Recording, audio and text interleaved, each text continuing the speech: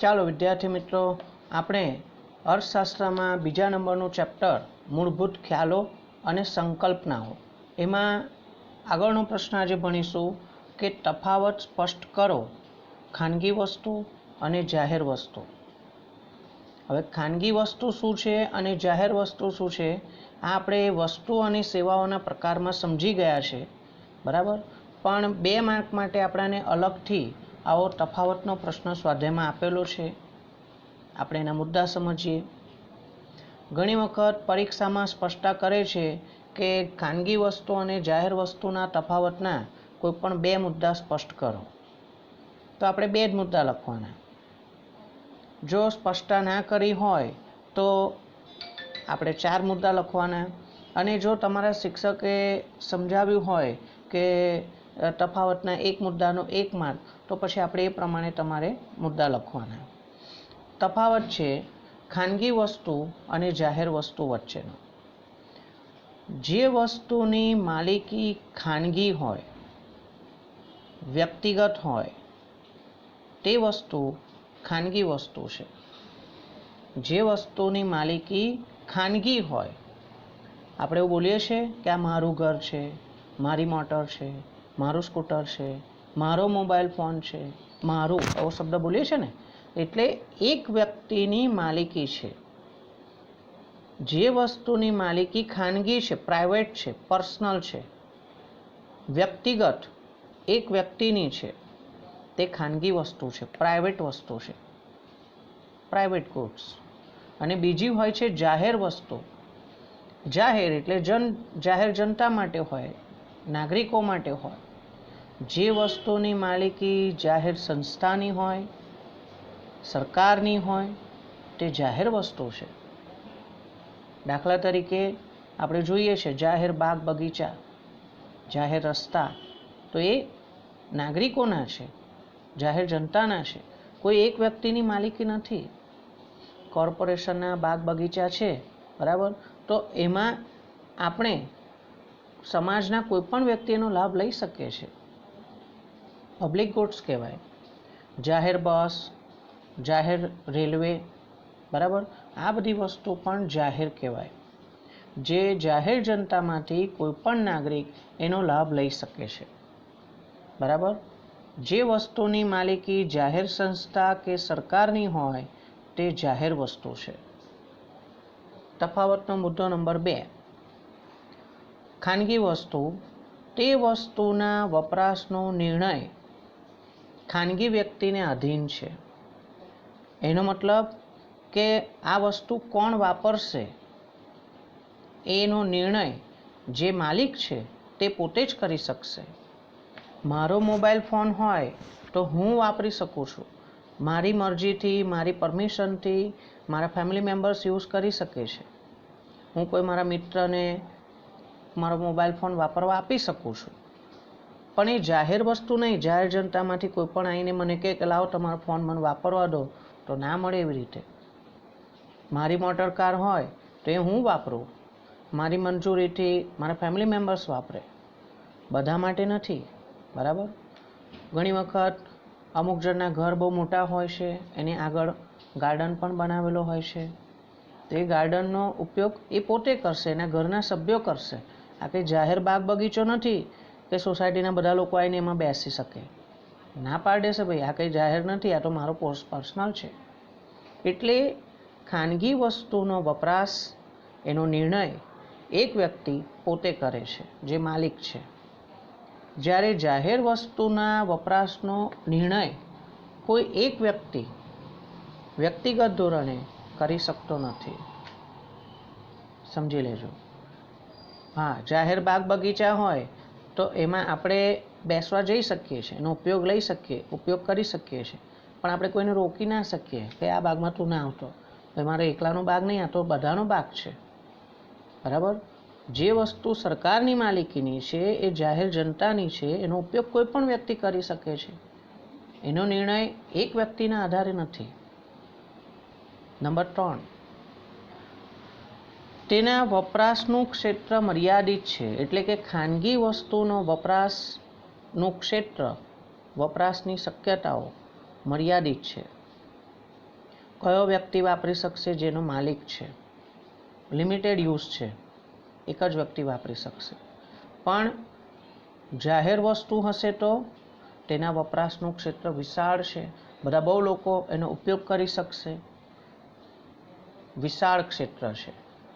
અને તફાવતનો મુદ્દો નંબર 4, ખાનગી વસ્તુ હોય તેમાં સ્પર્ધાત્મકતાનો અને વંચિતતાનો ગુણ રહેલો છે. સ્પર્ધાત્મકતા અને વંચિતતાનો ગુણ રહેલો છે. હવે એ શું છે? તો નીચે એક્સપ્લેનેશન આપેલું છે વધારાનું, એ તમારી સમજણ માટે કે આ વંચિતતાનો ગુણ એટલે શું અને સ્પર્ધાત્મકતાનો ગુણ એટલે શું. તો આપણે પહેલાં એ જ સમજીએ. સ્પર્ધાત્મકતાનો ગુણ એટલે શું? તો જે વસ્તુનો એક વ્યક્તિ જ્યારે વપરાશ કરતો હોય ત્યારે બીજી કોઈ વ્યક્તિ એ જ સમયે એ જ વસ્તુનો ઉપયોગ, વપરાશ કરી શકતો નથી. એટલે શું? દાખલા તરીકે એક બિસ્કિટ એક બાળક ખાઈ રહ્યો છે, એક બિસ્કિટ એક બાળક ખાઈ રહ્યો છે, તો એ જ બિસ્કિટ એ બીજાને આપી નથી શકતો કે બીજો કોઈ વ્યક્તિ આ જ બિસ્કિટ ખાઈ નહીં શકે, કેમ કે આ તો આને ખાવાનું છે, એનું છે. અહીં એક વસ્તુ વાપરવા માટે સ્પર્ધા છે, એનો મતલબ કે એક જ વ્યક્તિ વાપરી શકે છે. જ્યારે વંચિતતાનો ગુણ એટલે શું? વંચિત રહેવું, ના વગર રહેવું, ના વપરાશ વગર રહેવું. એટલે જે વ્યક્તિ કિંમત ના ચૂકવે તેને વસ્તુ વાપરવા ના મળે. બરાબર? જે વ્યક્તિ કિંમત ના ચૂકવે તેને વસ્તુના વપરાશમાંથી વંચિત રાખી શકાય છે. એટલે એ વસ્તુ એને વાપરવા દેવામાં આવતી નથી. તારે વસ્તુ વાપરવી છે, પૈસા ચૂકવ, કિંમત ચૂકવ, ખરીદ તારી જાતે અને તું વાપરી શકે છે. અહીં કિંમત ચૂકવવી પડશે. મારો મોબાઈલ ફોન હોય તો હું એનો ઉપયોગ કરું, પણ એના ઉપયોગથી બીજા લોકોને હું વંચિત રાખી શકું છું. બરાબર? હું એને વંચિત રાખી શકું છું. આવી રીતે વંચિતતાનો ગુણ. આપણે પ્રાઇવેટ વસ્તુ, પર્સનલ વસ્તુ હોય આપણી પ્રાઇવેટ, તો એ વસ્તુ બીજાને વાપરવા નથી દેતા. એ આપણા વપરાશ માટે છે, આપણે કોઈ બીજાને આપતા નથી. એટલે સ્પર્ધાત્મકતા અને વંચિતતાનો ગુણ રહેલો છે. પણ જાહેર વસ્તુમાં બિન સ્પર્ધાત્મકતા અને બિનવંચિતતાનો ગુણ છે. સમજો, બિન સ્પર્ધાત્મકતા અને બિનવંચિતતા એટલે શું છે? તો નીચે લખ્યું છે બિન સ્પર્ધાત્મકતાનો અર્થ કે એક વ્યક્તિ જ્યારે વસ્તુનો વપરાશ કરતો હોય તો પણ એ જ સમયે બીજી વ્યક્તિ પણ એનો વપરાશ કરી શકે છે અને બીજી વ્યક્તિના વપરાશમાં કોઈ પ્રકારનો ઘટાડો થતો નથી. કેવી રીતે? દાખલા તરીકે બગીચાનો લાભ એક વ્યક્તિ જ્યારે લેતો હોય ત્યારે બીજા બધા વ્યક્તિઓના લાભમાં ઘટાડો નથી થતો. ધારો કે સાંજના સમયે બહુ સરસ ઠંડો પવન આવતો હોય, આપણે બાગ બગીચામાં ગયા હોય, ઠંડો પવન ખાતા હોય, તો આપણા પવનનો ઉપયોગ કરવાથી આપણે બીજા લોકોના આ પવનનો ઉપયોગ ના કરવા દઈએ એના પ્રમાણમાં ઘટાડો નથી થતો. એવું નથી કહેતા કે ભાઈ આટલો પવન મારો છે, મને જ આ પવન જોઈએ છે, બીજાને ના આવવો જોઈએ, એવું ના હોય. ભાઈ બાગમાં બેઠો છે, કુદરતી પવન બધા લોકો લઈ શકે છે. હું વાપરું તો એનાથી બીજા કોઈના પવનના વપરાશના પ્રમાણમાં ઘટાડો નહીં થાય. એ પણ એટલો પવન ખાઈ શકે છે, બીજા લોકો પણ લઈ શકે છે. બરાબર? પણ હું જો બિસ્કિટ ખાતો હોઉં તો એ બિસ્કિટ મારું છે, હું ખાઉં છું, એટલે એ બિસ્કિટ બીજો કોઈ નહીં ખાઈ શકે. એ સ્પર્ધાત્મકતા કહેવાય. અને બિન સ્પર્ધાત્મકતા એટલે શું? કે આપણે જે વસ્તુ વાપરીએ છીએ એ બીજો પણ એ જ સમયે એટલા જ પ્રમાણમાં વાપરી શકે, આપણે એને રોકી ના શકીએ. અને એક શબ્દ છે એ છે બિનવંચિતતા. એટલે શું? તો જે વ્યક્તિ કિંમત ના ચૂકવે તેને પણ વસ્તુ કે સેવાના લાભમાંથી, વપરાશના લાભમાંથી વંચિત રાખી શકાય નહીં. સામાન્ય રીતે એવું હોય કે ભાઈ તમે પૈસા ચૂકવો, વસ્તુ લઈ જાઓ અને તમે વાપરી શકો. પણ જો તમે કિંમત ના ચૂકવો તો પણ વસ્તુ કે સેવાના વપરાશમાંથી વંચિત રાખી શકાય નહીં. તો એ બિનવંચિતતા છે. એટલે વંચિત નહીં રાખવાના, બિનવંચિત, વંચિત નહીં રાખવાના. આ પ્રમાણે આપણને ખાનગી વસ્તુ અને જાહેર વસ્તુનો તફાવત આપેલો છે. પણ એમાં આ જે શબ્દો છે, સ્પર્ધાત્મકતા શું છે, વંચિતતા શું છે, બિન સ્પર્ધાત્મકતા શું છે અને બિનવંચિતતા શું છે, એ ખાસ સમજવાના છે. ઓકે, ચાલો આપણો આગળનો પ્રશ્ન છે, સંપત્તિનો અર્થ આપી સંપત્તિના લક્ષણો વિગતે સમજાવો. આ ચેપ્ટરનો ઘણો જ મહત્ત્વનો પ્રશ્નમાંનો એક કહી શકાય. 5 માર્ક માટે ઘણી બધી સ્કૂલમાં એક્ઝામમાં પૂછે છે, સંપત્તિ એટલે શું, સંપત્તિ વેલ્થ અને સંપત્તિના શું લક્ષણો છે. સામાન્ય રીતે આપણે એવું સમજી શકીએ છીએ, આપણે આપણી સંપત્તિમાં કઈ કઈ વસ્તુઓનો સમાવેશ કરીએ છીએ. તો બહુ સરળ શબ્દોમાં આપણે કહી શકીએ કે ભાઈ આપણું ઘર હોય, જમીન હોય, મોટરકાર હોય, ટીવી હોય, રેફ્રિજરેટર હોય, એસી હોય, સોનું હોય, કેશ રોકડ રકમ આપણી પાસે હોય, બેંક બેલેન્સ હોય, કોઈ કંપનીના શેરમાં રોકાણ કર્યું હોય, તો આ બધી વસ્તુ આપણી સંપત્તિ કહેવાય. પણ એ તો સંપત્તિના ઉદાહરણ થયા, પણ અર્થશાસ્ત્રની રીતે આપણે સંપત્તિ કોણે કહીએ છીએ એ આપણે આ પ્રશ્નના જવાબમાં સમજીશું. જોઈએ આપણે જવાબ. આલ્ફ્રેડ માર્શલે સંપત્તિનો અર્થ આપતા જણાવ્યું છે કે, આલ્ફ્રેડ માર્શલ નામના અર્થશાસ્ત્રીએ સંપત્તિનો અર્થ આપતા જણાવ્યું છે કે, જે વસ્તુ ઉપયોગી હોય, જે વસ્તુ ઉપયોગી હોય, માનવીની જરૂરિયાત સંતોષી શકતી તેમ હોય, જે તુષ્ટિગુણ ધરાવતી હોય, ઉપયોગિતાનો ગુણ ધરાવતી હોય, અછતવાળી હોય, જે વસ્તુની અછત હોય એ આપણી સંપત્તિ થઈ શકે છે. જે વસ્તુ ઉપયોગી હોય, જે વસ્તુ અછતવાળી છે, એટલે કે જે વસ્તુની અછત નથી, ધારો કે કુદરતી ઠંડી હવા, સૂર્યપ્રકાશ, એની અછત નથી, કુદરતી બક્ષિસ છે. કોઈ પણ માણસ ગમે ત્યારે ગમે તેટલા પ્રમાણમાં કુદરતી હવા મેળવી શકે છે, તો એની સંપત્તિ ના કહેવાય. આપણે ઉનાળાના સમયે રાત્રે ટેરેસ પર સૂતા હોઈએ, બરાબર, ઠંડો સરસ મજાનો પવન આવતો હોય, તો આપણે એવું ના કહી શકીએ કે આ મારી ટેરેસમાં આટલો પવન આવે છે તો મારી સંપત્તિ છે. કહેવાય? ના કહેવાય. એ તો કુદરતી છે.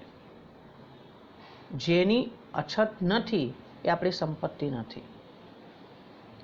વિનિમય પાત્ર હોય, જેનો એક્સચેન્જ થઈ શકે, વિનિમય થઈ શકે, લેવડ દેવડ થઈ શકે, જેના બદલામાં નાણાં ચૂકવી શકાય, વસ્તુ આપી શકાય, બરાબર, જે ટ્રાન્સફરેબલ હોય, વિનિમય પાત્ર હોય, જે હેરફેર કરી શકાય, ટ્રાન્સફરેબલ હોય,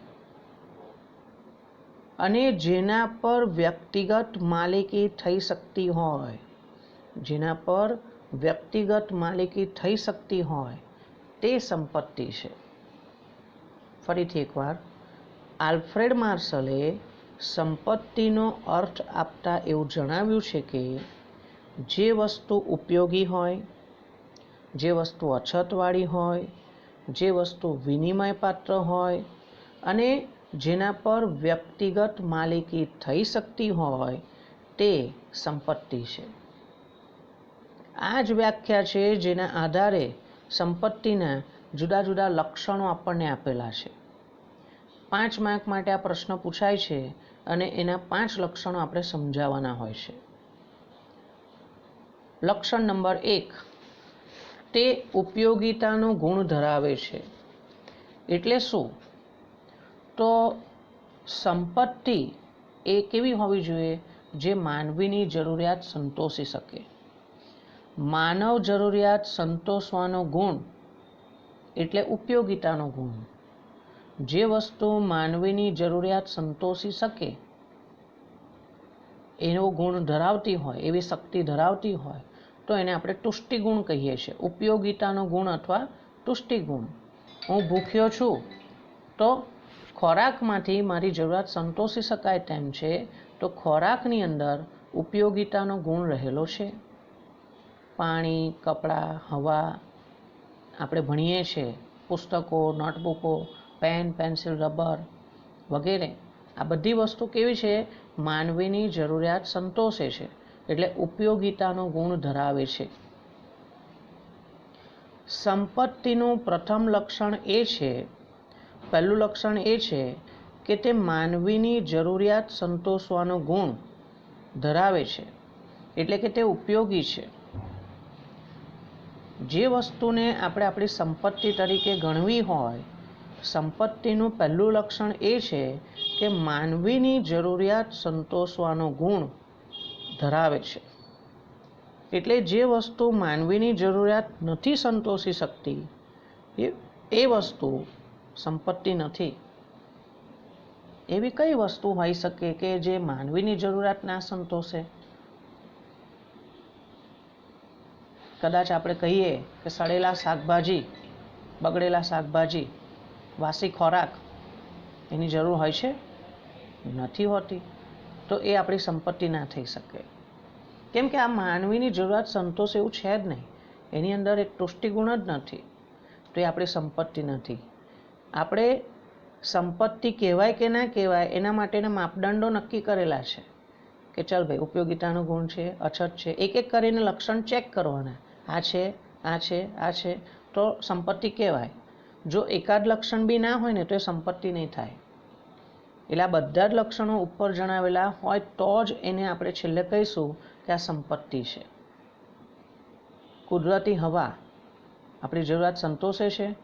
હા સર, હવા વગર તો આપણે જીવી કેવી રીતે શકીએ? તો એ ઉપયોગિતા ગુણ ધરાવે છે. આપણી સંપત્તિ કહેવાય? ના કહેવાય. કેમ ના કહેવાય? સર, કુદરતી હવાની તો અછત નહીં હોતી. તો જે વસ્તુની અછત ના હોય એ સંપત્તિ કઈથી કહેવાય? સૂર્યપ્રકાશ એ તો કુદરતી છે, એને સંપત્તિ કઈ રીતે કહી શકાય? પણ આપણી જરૂરિયાત સંતોષે છે ને, એટલે ઉપયોગિતાનો ગુણ છે પણ અછત નથી, એટલે એને સંપત્તિ ના કહેવાય. આવું સમજવાનું છે. ઉપયોગિતાનો ગુણ ધરાવે છે એટલે વસ્તુ સંપત્તિ છે એવું નહીં. બરાબર? મકાન, વાહન, સોના ચાંદીના ઘરેણાં, આ બધી વસ્તુ કેવી છે? આપણી સંપત્તિ છે. કેમ? કારણ કે એ ઉપયોગિતાનો ગુણ ધરાવે છે, માનવીની જરૂરિયાત સંતોષે છે. પણ બીજા નંબરનો મુદ્દો, તેની અછત હોવી જરૂરી છે. એટલે શું? કે જે વસ્તુનો ઉપયોગિતા ગુણ હોય પણ એની સાથે તેમાં અછતનો ગુણ પણ હોવો જરૂરી છે. વસ્તુ ઉપયોગી હોય પણ એની અછત ના હોય તો એ સંપત્તિ ના કહેવાય. કારણ કે અછતવાળી વસ્તુ જ વિનિમય મૂલ્ય ધરાવે છે. જે વસ્તુની અછત હોય ને, શોર્ટેજ હોય, એના જ કિંમત, એના જ ભાવ આપણે ચૂકવીએ છીએ. એનું વિનિમય મૂલ્ય હોય છે. સમજો બરાબર? જે વસ્તુની અછત નથી એના આપણે પૈસા નથી ચૂકવતા, અને જેના પૈસા નથી ચૂકવતા એ વસ્તુ સંપત્તિ ના કહેવાય. એટલે એવું સમજવાનું કે જે વસ્તુ માનવ સર્જિત હોય ને એ સંપત્તિ થઈ શકે. જે કુદરતી છે, કુદરતી સંપત્તિ, એ આપણી સંપત્તિ નથી, કુદરતી વસ્તુ છે. સર્વસુલભ વસ્તુઓ યાદ કરો કે જે વસ્તુ જેને જ્યારે જેટલા પ્રમાણમાં જોઈતી હોય એટલા પ્રમાણમાં મળી શકે છે. તો સર્વસુલભ વસ્તુ, એના માટે અંગ્રેજી વર્ડ છે ફ્રી ગુડ્સ. ફ્રી, મફતમાં મળે બધાને, જ્યારે જેને જેટલી જોઈએ એટલી લઈ શકે. ઠંડી કુદરતી હવા, તો એ સંપત્તિ ના કહેવાય. સર્વસુલભ વસ્તુઓ બધાને સરળતાથી મળે છે, માટે તે સંપત્તિ નથી. તેનો વિનિમય થઈ શકતો નથી. આપણે પૈસા કઈ ચૂકવીએ છીએ? ઠંડી હવાને, કુદરતી ઠંડી હવાને. પણ આપણે ઘરે એસી લાવીને એની ઠંડી હવા લઈએ તો એ આપણા માટે સંપત્તિ કહેવાય. કેમ કે આપણે એના પૈસા ચૂકવીએ છીએ. એની અછત છે ઠંડી હવાની, આ વખતે એ સંપત્તિ કહેવાય. અને ત્રીજો પોઈન્ટ છે ભૌતિક કે બાહ્ય રૂપ ધરાવે છે. એટલે શું? કે સંપત્તિ એવી વસ્તુ હોવી જોઈએ જે ભૌતિક ફિઝિકલ ફોર્મમાં હોય, બાહ્ય સ્વરૂપ ધરાવતી હોવી જોઈએ. એટલે શું? કે એ આપણી અંદરના ગુણ હોય ને, ધારો કે, બરાબર, તો એ આપણે ટ્રાન્સફર ના કરી શકીએ કોઈને.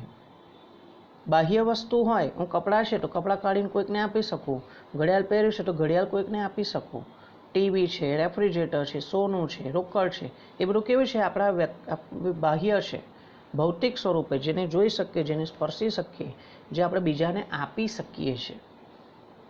પણ જે વસ્તુ બીજાને આપી નથી શકતા એ આપણી સંપત્તિ નથી. વ્યક્તિમાં રહેલ જ્ઞાન, એનું નોલેજ, એનું અન્ડરસ્ટેન્ડિંગ, સમજણ શક્તિ, મેચ્યોરિટી લેવલ, કળા, આર્ટ, ચિત્ર દોરવાની કળા હોય, સંગીતની કળા હોય, ક્રિકેટ રમવાની કળા હોય, ડાન્સ કરવાની કળા હોય, આપણે કોઈ બીજાને આપી નથી શકતા. કોઈ બહુ સરસ અક્ષરે લખતું હોય તો એની કળા છે, પણ એ બીજાને આપી નહીં શકે. તારા અક્ષર બહુ ફાઇન છે, મને તો અક્ષર લખવાની કળા આપી દે ને, સરસ ચિત્ર દોરે તું, મને એ કળા આપી દે ને, આર્ટ આપી દે ને. ના આપી શકાય. તમારું નોલેજ તમારી પાસે રહેશે, તમે કોઈ બીજાને ટ્રાન્સફર ના કરી શકો. તો આ બધી વસ્તુ કેવી છે જે સંપત્તિ નથી. જ્ઞાન, સમજણ, કળા કેમ સંપત્તિ નથી? કારણ કે તેનો વિનિમય થઈ શકતો નથી, તેને આપણે લેવડ દેવડ ના કરી શકીએ, આપી ના શકીએ. જે તે વ્યક્તિ સાથે જ રહે છે તે તેનો આંતરિક ગુણ છે. એટલે જે ઇન્ટરનલ ક્વોલિટી હોય ને, વ્યક્તિની અંદર રહેલો ગુણ આંતરિક છે, તે આપણે ટ્રાન્સફર ના કરી શકીએ. સચિન તેંડુલકરની બેટિંગ ટેલેન્ટ, લતા મંગેશકરનો અવાજ, એ કેવા છે? ઇન્ટરનલ છે, એ કોઈ બીજાને આપી ના શકાય, ટ્રાન્સફર ના કરી શકાય. એટલા માટે એ સંપત્તિ નથી. વિચારવાની શક્તિ, કોઈ વ્યક્તિની જે વિચાર શક્તિ છે, એની પોતાની ક્રિએટિવિટી કહેવાય, સર્જન શક્તિ, શું એને સંપત્તિ કહી શકાય કે ના કહી શકાય? તો વિચારવાની શક્તિ એ એક ગુણ છે, આપણી થિંકિંગ એબિલિટી. કંઈક નવું વિચારી શકતા હોય, કંઈક નવું સર્જનાત્મક કરી શકતા હોય, બરાબર. વૈજ્ઞાનિકો નવી નવી શોધખોળો કરે છે, એની પાછળ ઘણા બધા વિચારો રહેલા છે. તો આ વિચાર શક્તિ એ સંપત્તિ છે કે નહીં? તો જવાબ છે કે વિચારવાની શક્તિ, થિંકિંગ એબિલિટી એ આપણી સંપત્તિ નથી. કેમ કે એનું હસ્તાંતરણ નથી થઈ શકતું, એને આપણે હેન્ડ ઓવર નથી કરી શકતા, કોઈ અન્ય વ્યક્તિને આપણે સોંપી નથી શકતા, ટ્રાન્સફર નથી કરી શકતા. દાખલા તરીકે વૈજ્ઞાનિક પાસે તેનું જ્ઞાન હોય, તેની વિચારવાની શક્તિ હોય, થિંકિંગ એબિલિટી, એની સર્જનાત્મકતા, તો એ વ્યક્તિ વૈજ્ઞાનિક આ અન્ય કોઈ વ્યક્તિને પોતાની વિચારવાની શક્તિ, પોતાનું નોલેજ એ આપી શકતો નથી, ટ્રાન્સફર નથી કરી શકતો, એટલે એને સંપત્તિ ના કહેવાય. નંબર 4, વિનિમય પાત્ર હોવી જોઈએ. એટલે કોઈ પણ વસ્તુ જેને આપણે સંપત્તિ ગણવી હોય તો એ વસ્તુ વિનિમય પાત્ર, ટ્રાન્સફરેબલ, જેનો વિનિમય કરી શકાય, અદલા બદલી કરી શકાય, લેવડ દેવડ થઈ શકે, જેનું ખરીદ વેચાણ થઈ શકે, તેવી હોવી જોઈએ. એટલે વસ્તુ ઉપયોગી હોય, બરાબર, ઉપયોગી હોય, માનવીની જરૂરિયાત સંતોષવાનો ગુણ ધરાવે છે. વસ્તુની અછત પણ હોય, માનવ સર્જિત છે, ઓછી મળે છે, પણ વિનિમય પાત્ર ના હોય, જો એનો વિનિમય ના થઈ શકતો હોય, જો એનું ખરીદ વેચાણ ન થઈ શકતું હોય, તો તે આપણી સંપત્તિ ના કહેવાય. સંપત્તિ એવી વસ્તુ છે કે જે વ્યક્તિની વર્તમાન જરૂરિયાતો તો સંતોષે છે જ, પણ ભવિષ્યમાં પણ જે જરૂરિયાતો આપણી ઊભી થવાની છે તેને આપણને આ સંપત્તિ આ ભવિષ્યની જરૂરિયાતોને પણ સંતોષવામાં, મેળવી આપવામાં મદદરૂપ થાય તેમ છે. આપણી પાસે નાણું હોય, બરાબર, રૂપિયા હોય, તો એનાથી આપણે આપણી વર્તમાનની જરૂરિયાતો તો સંતોષીએ જ છે, પણ જો આપણે આ નાણું બચત કર્યું હોય તો ભવિષ્યમાં કોઈ બીજી જરૂરિયાત સંતોષવા માટે આ પૈસાનો, આ રૂપિયાનો આપણે ઉપયોગ કરી શકીએ છીએ. તો એવી રીતે આપણે એવું સમજવાનું છે કે સંપત્તિ એવી વસ્તુ હોવી જોઈએ કે જે આપણી વર્તમાન જરૂરિયાતોને પણ સંતોષે છે અને ભવિષ્યમાં કોઈ જરૂરિયાત ઊભી થાય તો એ જરૂરિયાતને પણ સંતોષવાનો ગુણ એની અંદર હોવો જોઈએ. અને એવું ત્યારે જ શક્ય બને જ્યારે તે વિનિમયક્ષમ હોય. વિનિમયક્ષમ જે એક્સચેન્જેબલ છે, ટ્રાન્સફરેબલ છે. જો વિનિમય ન થઈ શકે, જો એનું ખરીદ વેચાણ ન થઈ શકે તો એ સંપત્તિ નથી. ભવિષ્યમાં આપણાને કોઈ વસ્તુની જરૂરિયાત ઉદ્ભવી, પણ જો તમે વસ્તુ વેચી નથી શકતા, તો એ તમારી જરૂરિયાત નથી સંતોષી શકતી, તો એ સંપત્તિ ના કહેવાય. મકાન હોય, સોનું હોય, ઝવેરાત હોય, જમીન હોય, આ બધાને આપણે સંપત્તિ કેમ ગણીએ છીએ? કારણ કે એ વિનિમય મૂલ્ય ધરાવે છે, એટલે એને બજારમાં આપણે ખરીદ વેચાણ કરી શકીએ છીએ. વર્તમાનમાં તો આપણી જરૂરિયાત સંતોષે છે જ, પણ જો જરૂર પડે તો આપણે ભવિષ્યમાં પણ એ વેચીને આપણી બીજી જરૂરિયાતો સંતોષી શકીએ છીએ. પોઈન્ટ નંબર 5, ટકાઉપણાનો ગુણ.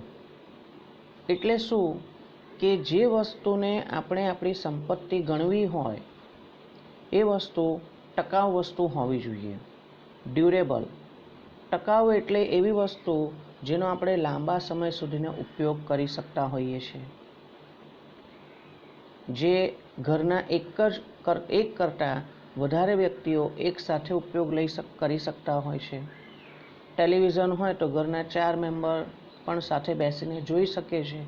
મોટર કારનો ઉપયોગ કરી શકીએ છીએ, રેફ્રિજરેટરનો ઉપયોગ કરી શકીએ છીએ. અમુક વસ્તુ એવી હોય છે જે ટકાઉ છે આ અર્થમાં કે ઘરના અથવા એક કરતાં વધારે વ્યક્તિ એનો ઉપયોગ કરી શકે છે, લાંબા સમય સુધી ઉપયોગ કરી શકે છે. એવું નથી કે આ યુઝ એન્ડ થ્રો છે. જે ખોરાક જેવી નાશવંત વસ્તુઓ છે, બરાબર, એ સંપત્તિ ના કહેવાય. પણ સંપત્તિ એવી વસ્તુ છે જેની અંદર ટકાઉપણાનો ગુણ હોવો જરૂરી છે. જે વસ્તુઓ કે સેવાઓ નાશવંત છે, જેનો જલ્દીથી નાશ પામે તેમ છે, દૂધ છે, ફળ ફળાદી છે, શાકભાજી છે, આપણે એવું નહીં કહેતા કે આપણી સંપત્તિ છે. મારી ઘરે 5 કિલો બટાકા છે તો મારી સંપત્તિ છે. ના કહેવાય, એવું કહેવાતું હોય. એ નાશવંત વસ્તુઓ છે. સંપત્તિ એવી વસ્તુ હોય જે નાશવંત ના હોવી જોઈએ, જેના જથ્થાને લાંબા સમય સુધીને ટકાવી ના શકીએ, તો એ વસ્તુ આપણી સંપત્તિ ના ગણાય. પણ સોનું છે, જમીન છે, મકાન છે, કોઈ કંપનીના શેર ખરીદ્યા હોય, તો આ બધી વસ્તુ આપણે સંપત્તિ ગણી શકીએ. કેમ કે આપણે એને લાંબા સમય સુધીને આપણી પાસે ટકાવી શકીએ છીએ, રાખી શકીએ છીએ. આ સંદર્ભે આપણે એવું કહીએ કે શ્રમિક જે કામ કરે છે, શ્રમ કરે છે, મહેનત કરે છે, શ્રમિકનો શ્રમ સંપત્તિ કહેવાય? ના કહેવાય. આપણે શ્રમના લક્ષણોમાં એક લક્ષણ ઉત્પાદનના સાધનોના પ્રશ્નના જવાબમાં એવું ભણ્યા હતા કે શ્રમ એ નાશવંત સાધન છે. એટલે શું? શ્રમનો સંગ્રહ કરી શકાતો નથી. જો કોઈ શ્રમિક કોઈ દિવસે કામ ન કરે તો એ દિવસનું એનો જે શ્રમ છે એ ગુમાવવો પડે છે. આપણે એ સમયને સાચવી નથી શકતા, બરાબર? તો શ્રમિકનો શ્રમ હોય, શિક્ષકનું શિક્ષણ હોય કે ખેડૂત દ્વારા ઉત્પાદિત નાશવંત વસ્તુઓ, અનાજ જેવી વસ્તુઓ, એને આપણે સંપત્તિ નથી ગણી શકતા. શિક્ષકનું શિક્ષણ હું તમને અત્યારે ભણાવી રહ્યો છું. ધારો કે જે લોકો ભણી રહ્યા છે, એક વખત ભણાઈ ગયું, બરાબર. હવે ફરીથી આ ભણી શકાવાનું નથી. નો ડાઉટ આપણે તો વિડીયો બનાવ્યો છે એટલે તમે ફરી જોઈ શકો, પણ લાઈવ લેક્ચર હોય તો એકવાર જે ભણાવ્યું, કદાચ કોઈ એબસન્ટ રહ્યું તો એ ગયું. આપણે આપણા લેક્ચરનો સંગ્રહ નથી કરી શકતા કે એનું એક ફરીથી આપણે ભણાવી નથી શકતા. હા, જો ફરીથી કોઈક વખત એવું બને કે ભાઈ શિક્ષક રજા પર હોય અને એ દિવસે એ ના ભણાવી શકે, તો એ બીજા દિવસે એક્સ્ટ્રા ક્લાસ લઈ શકે છે અને ભણાવી શકે છે. પણ જે દિવસે એક્સ્ટ્રા ક્લાસ લે એ દિવસે એને કોઈ બીજી જગ્યાએ શ્રમ ઓછો કરવો પડશે, કારણ કે એને આ ભૂતકાળનું જે બાકી કામ હતું એ કામ પતાવવાનું છે. એટલે ટૂંકમાં શિક્ષકનું શ્રમ જે છે, શિક્ષણ, એનો બી સંગ્રહ એવી રીતે ના થઈ શકે. આપણે ટેકનોલોજીની મદદથી વિડીયો સેવ કરી રાખીએ છીએ, ઓડિયો ક્લિપ સેવ કરી રાખી હોય અને ફરીથી આપણે સાંભળીએ, જોઈએ, અલગ વાત છે.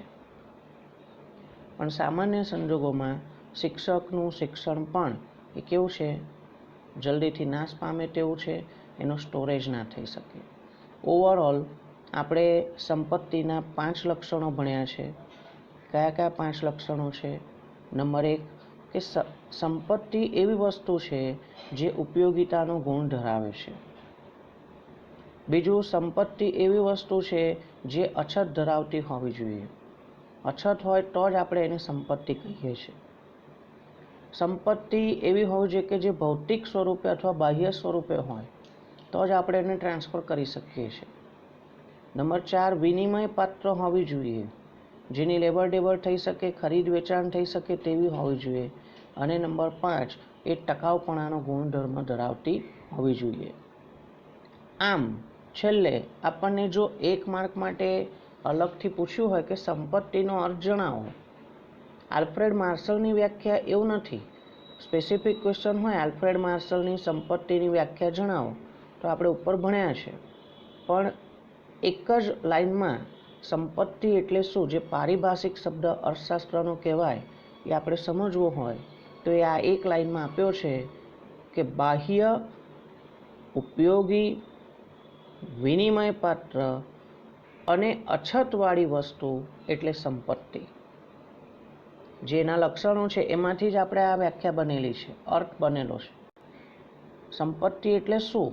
તો સંપત્તિ એટલે એવી વસ્તુ જે બાહ્ય હોય, એક્સટર્નલ ટુ ઓનર, માલિક માટે, વ્યક્તિ માટે બાહ્ય સ્વરૂપે હોવાથી એને આપણે હેરફેર કરી શકીએ છીએ. વ્યક્તિની અંદર રહેલા ગુણ આપણે ટ્રાન્સફર કરી શકતા નથી. ઉપયોગી હોવી જોઈએ, જે વસ્તુ માનવીની જરૂરિયાત ના સંતોષી શકે એને આપણે સંપત્તિ નથી ગણતા. વિનિમય પાત્ર હોવી જોઈએ, જેનું ખરીદ વેચાણ થઈ શકે એવી હોવી જોઈએ.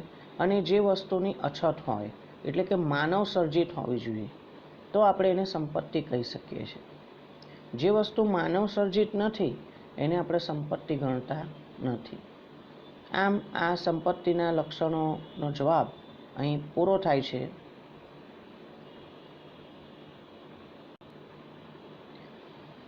બીજો છે પ્રશ્ન નંબર 6, સંપત્તિના પ્રકારો ઉદાહરણ આપીને સમજાવો.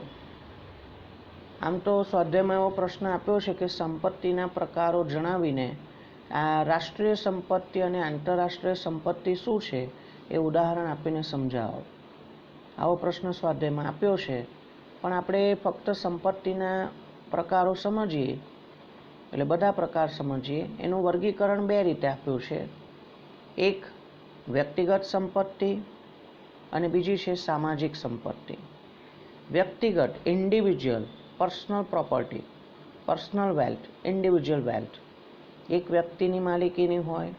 આપણે જેવી રીતે ખાનગી વસ્તુ અને જાહેર વસ્તુ, પ્રાઇવેટ અને પબ્લિક ગુડ્સ જે સમજ્યા હતા એવી રીતે હવે આપણે એવું સમજીએ વ્યક્તિગત સંપત્તિ, કોઈની પર્સનલ પ્રોપર્ટી હોય, પર્સનલ વેલ્થ. જે સંપત્તિની માલિકી અને વપરાશ ખાનગી હોય, કોઈ ખાનગી વ્યક્તિની પાસે હોય અને વ્યક્તિગત હોય, કોઈ એક વ્યક્તિ કે વ્યક્તિના સમૂહ એની માલિકી ધરાવતા હોય તો તે વ્યક્તિગત સંપત્તિ કહેવાય. આપણે બોલીએ છીએ મારી મોટર કાર છે, મારું મકાન છે, મારું ટીવી છે, મારું એસી છે, મારો મોબાઈલ છે, તો એ વ્યક્તિગત થઈ ગયું. એક ચોક્કસ વ્યક્તિની કાં તો વ્યક્તિના સમૂહની પાર્ટનરશિપ હોય તો ભાગીદારી પેઢીની જે સંપત્તિ છે આખી પેઢીની કહેવાય. બધા ભાગીદારો એના માલિક છે, એ ભાગીદારોનો સમૂહ કહેવાય. પણ એ કહેવાય પ્રાઇવેટ જ, વ્યક્તિગત સંપત્તિ કહેવાય. કોઈ કંપનીની સંપત્તિ હોય તો એ કંપનીની સંપત્તિ પણ વ્યક્તિગત કહેવાય. કંપની ભલે ને મોટું સ્વરૂપ ધરાવતી હોય. પણ સામાજિક સંપત્તિ એટલે શું? જે સંપત્તિની માલિકી અને વપરાશ સમાજ દ્વારા હોય, સમાજ દ્વારા થતો હોય. સમગ્ર જનતા દ્વારા, નાગરિકો દ્વારા થતો હોય તો તેને આપણે સામાજિક અથવા તો સામૂહિક સંપત્તિ કહીએ છીએ. પબ્લિક પ્રોપર્ટી, પબ્લિક વેલ્થ, બધાની સંપત્તિ છે, કોઈ એક વ્યક્તિની માલિકી નથી. જે આપણે જાહેર વસ્તુમાં ભણ્યા હતા કે જે વસ્તુની માલિકી સરકારની છે, બરાબર, કેન્દ્ર સરકારની હોય, રાજ્ય સરકારની હોય કે કોર્પોરેશનની હોય, કોર્પોરેશનના બાગ બગીચા હોય, અતિથિ ગૃહ હોય, હોલ હોય, ધારો કે સિટી વચ્ચે મહાત્મા ગાંધીનગર ગૃહ છે, ઓડિટોરિયમ હોય, બરાબર, સર સયાજીરાવ ઓડિટોરિયમ કે પંડિત દીનદયાળ ઉપાધ્યાય ઓડિટોરિયમ, તો એ જાહેર છે, બધાની માલિકીના છે. બીજું વર્ગીકરણ છે રાષ્ટ્રીય સંપત્તિ અને આંતરરાષ્ટ્રીય સંપત્તિ. દેશની માલિકીની સંપત્તિ એ રાષ્ટ્રીય સંપત્તિ છે, રાષ્ટ્રની માલિકીની છે. આપણા દેશની નદી હોય, પર્વતો હોય, રણ વિસ્તાર હોય, જાહેર રસ્તાઓ હોય, બરાબર, ઐતિહાસિક ઇમારતો હોય. આપણી ત્યાં આગ્રાનો તાજમહેલ હોય, દિલ્હીમાં કુતુબ મિનાર હોય કે એવી બીજા બધા પેલેસીસ હોય, મહેલો, તો એ ઐતિહાસિક ઇમારતો આપણી રાષ્ટ્રીય સંપત્તિની અંદર ગણી શકાય. આપણો સામૂહિક વારસો, જે ઐતિહાસિક વારસો છે, સાહિત્ય, સ્થાપત્યો, એ આપણા રાષ્ટ્રીય સંપત્તિ કહી શકાય. કોઈ પણ દેશની હદ છોડ્યા પછીનો દરિયો એ આંતરરાષ્ટ્રીય સંપત્તિ છે. જે વસ્તુની માલિકી સમગ્ર વિશ્વની છે, કોઈ એક દેશની નથી, તો એ આંતરરાષ્ટ્રીય સંપત્તિ છે. આમ આપણને સંપત્તિના પ્રકારો આપેલા છે.